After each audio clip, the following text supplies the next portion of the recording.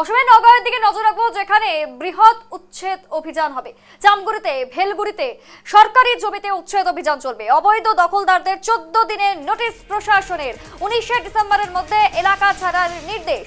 Notice পেয়ে ঘরবাড়ি ভাঙতে শুরু করেছে দখলদাররা নিজেরাই। 200-রও বেশি দখলদারকে নোটিশ জারি করা হয়েছে। প্রাক্তন কংগ্রেস নেতা এবং মন্ত্রী বিধায়কের বিরুদ্ধে দখলের অভিযোগ। নওগাঁয়ে উচ্ছেদ অভিযান ঘিরে রীতিমতো চাঞ্চল্য। নওগাঁয়ে আমরা ঠিক কিছুদিন আগেও দেখেছি যে উচ্ছেদ অভিযান চলেছে, এবারে আবারও কার্যত বৃহৎ উচ্ছেদ অভিযান হতে চলেছে। এই নিয়ে নোটিশ প্রদান করা হয়েছে।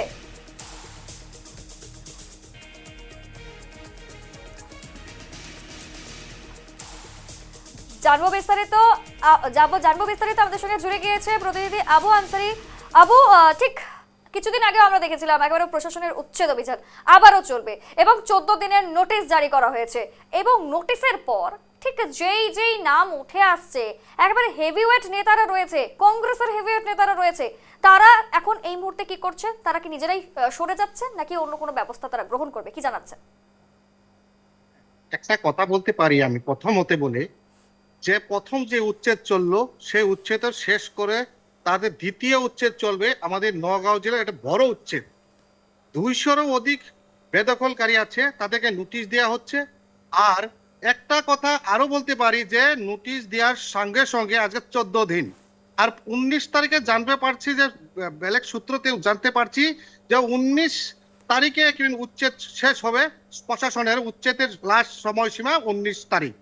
আর একটা কথা বলছি যে বেদখলকারীরা, যে অবৈধ বেদখলকারীরা যারা আছে, তারা নিজে বলেছে যে প্রাক্তন কংগ্রেসী, প্রাক্তন বিধায়ক কংগ্রেস কাল যে তরুণ গগৈ সরকার ছিলেন, তখন কোনো ধরনের কাজ সংখ্যালঘু মানুষের করে নেই।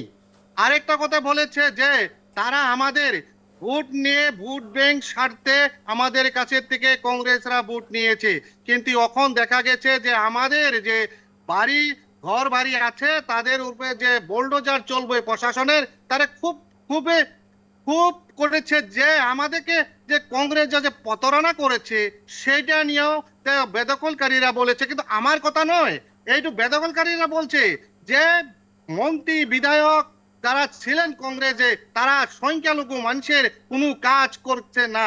কিন্তু একটা কথা বলতে পারি যে তারা এখন অবৈধ বেদখলকারীরা নোটিশ পাওয়ার লগে লগে দেখা গেছে যে তারা ঘর বাড়ি ভেঙে তার বেদখল মুক্ত করতে, জমি মুক্ত করতে চলেছে। আর তারা সেই জায়গায় যে সামগ্রী সমষ্টির খাটুয়াল মৌজার যে রূপহী, যে বেলেগুড়ি কছারিগাঁওতে যে অবৈধ বেদখলকারীরা আছে, তার ভিতরে 200-রও অধিক বেদখলকারী করে নওগাঁ প্রশাসনে উচ্ছেদের নোটিশ দিয়েছে।